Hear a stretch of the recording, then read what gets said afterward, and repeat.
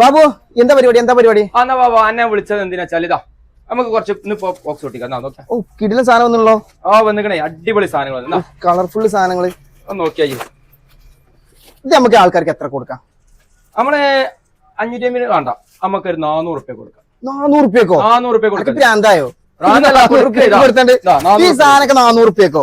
ഈ സാധനം ഈ കാണുന്ന സാധനം 400 റുപ്യക്ക് 400 റുപ്യക്ക് 400 റുപ്യ മുത്തുമണിയാളെ 400 റുപ്യക്ക് കിടിലൻ സാധനങ്ങൾ നോക്കിയാണെങ്കില് ഇത് നോക്ക്, ഇതൊന്ന് കണ്ടുനോക്കിയാണെങ്കില് എങ്ങനെയുണ്ട് സാധനം.